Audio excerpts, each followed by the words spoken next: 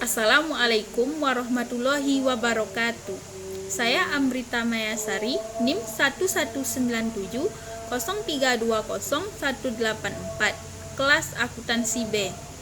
Saya akan menjelaskan tentang konsolidasi terkait dengan transaksi antar entitas induk dan anak.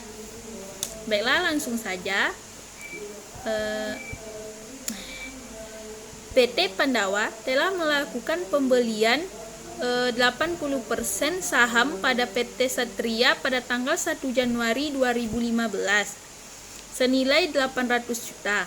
Nilai wajar non pengendali 200 juta. Sehingga total nilai wajar PT Satria 1M. Nilai aset bersih PT Satria pada tanggal 1 Januari 2015 sebesar 800 juta. Maka perhitungan diferensial dari akuisisi PT Pandawa terhadap PT Satria dapat dihitung. Nilai akuisisi oleh PT Pandawa ditambah nilai wajar kepentingan non pengendali 1M. Maka nilai buku aset bersih PT Satria yaitu saham biasa 500 juta, saldo laba 300 juta sama dengan 800 juta. Diferensial antara nilai wajar dan nilai buku 200 juta. Selanjutnya, prosedur konsolidasian. Pencatatan PT Pandawa tahun 2015. PT Pandawa mencatat investasinya. PT Pandawa mencatat investasinya di PT Satria yaitu menggunakan metode ekuitas. Maka pencatatan yang dibuat PT Pandawa selama tahun 2015 yaitu pada tanggal 1 Januari 2015 dapat dicatat investasi pada kas senilai 800 juta.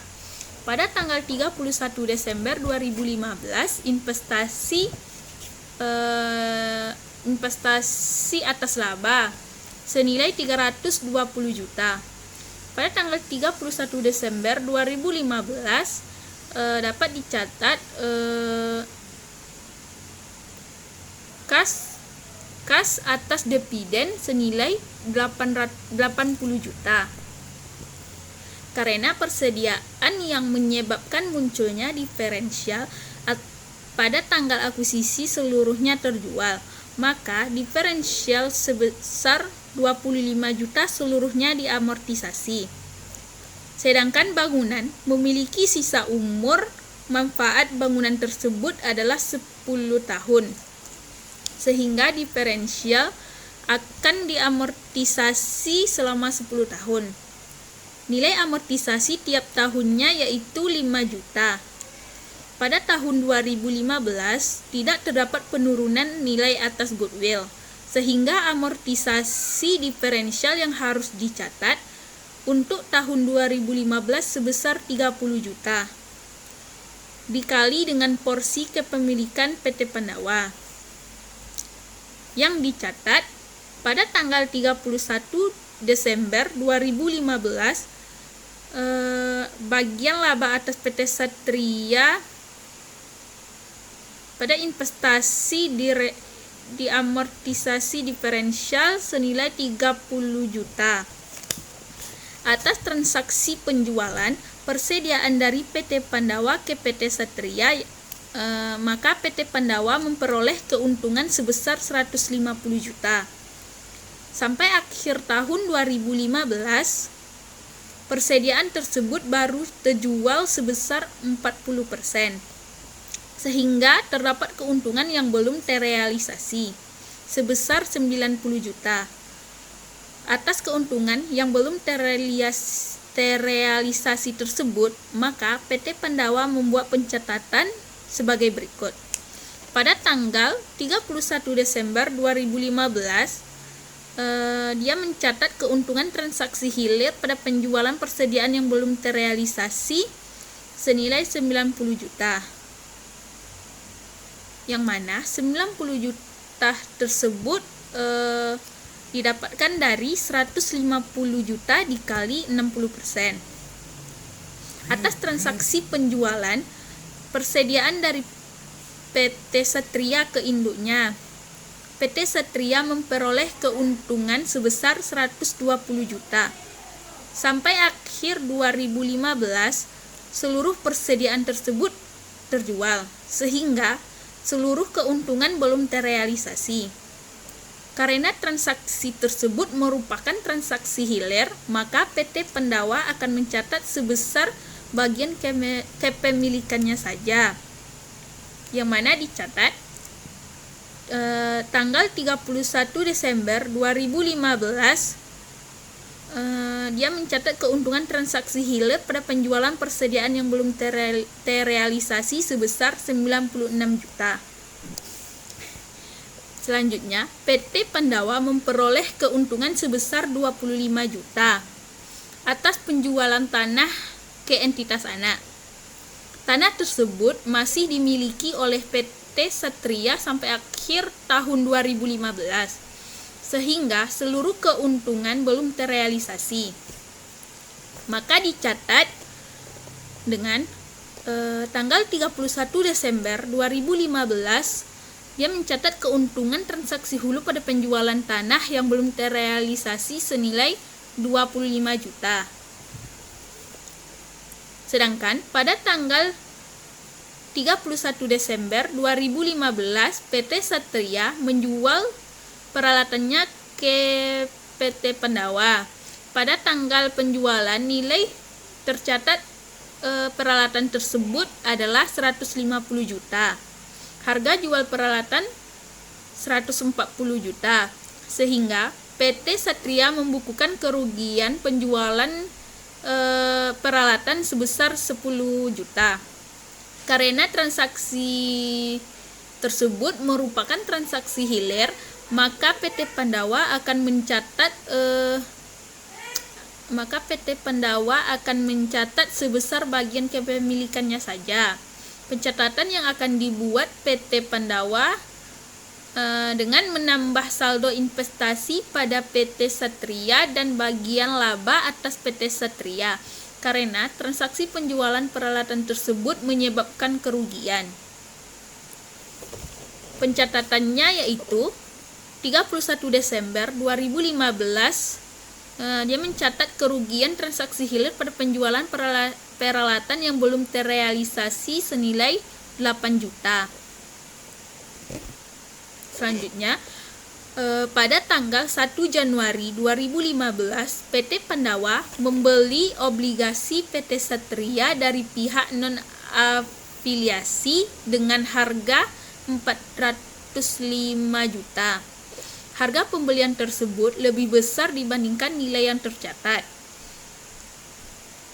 Nilai yang tercatat pada tanggal 1 Januari 2015 yaitu 363.263.188, sehingga muncul kerugian penarikan obligasi sebesar 16.736.812.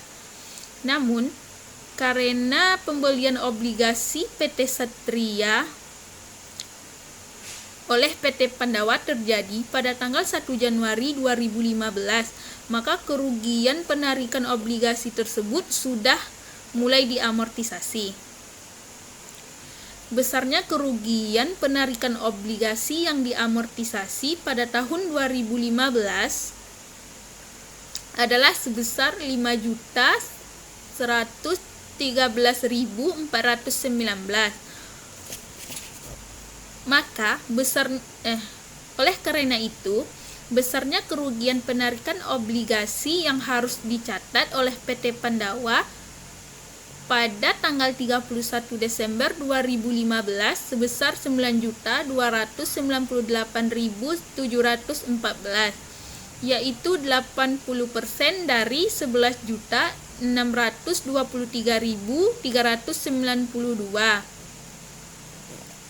Maka perhitungan kerugian penarikan obligasi yang diamortisasi untuk setiap tahunnya dihitung dengan dihitung dengan melakukan pencatatan yang dibuat PT Pandawa atas kerugian penarikan obligasi, yang mana pada tanggal 31 Desember 2015 bagian laba atas PT Satria pada investasi PT Satria senilai 9.298.714. Jurnal eliminasinya yaitu saham biasa 500 juta, saldo laba 300 juta, bagian laba atas PT Satria 107.701.286. Bagian laba kepentingan non pengendali 55.675.321 di debit. Dividen diumumkan 100 juta, investasi pada PT Satria 667.701.286. Kepentingan non pengendali 195.675.321 di kredit. Selanjutnya, beban pokok penjualan 25 juta, beban penyusutan 5 juta, tanah 75 juta, bangunan 50 juta, goodwill 50 juta di debit. Bagian laba atas PT Satria 24 juta, bagian laba kepentingan non pengendali 6 juta, akumulasi penyusutan 5 juta, investasi pada PT Satria 136 juta, kepentingan non pengendali 34 juta di kredit.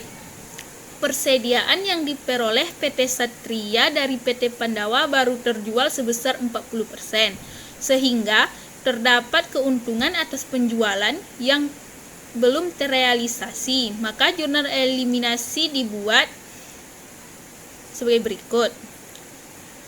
Penjualan 400 juta di debit, beban pokok penjualan 310 juta di kredit, persediaan 90 juta di kredit. Sedangkan persediaan yang diperoleh PT Pandawa dari PT Satria belum terjual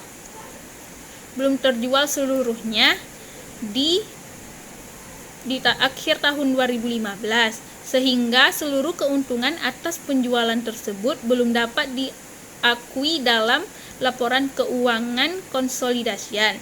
Maka jurnal eliminasinya yaitu penjualan 200 juta di debit, beban pokok penjualan 80 juta di kredit, persediaan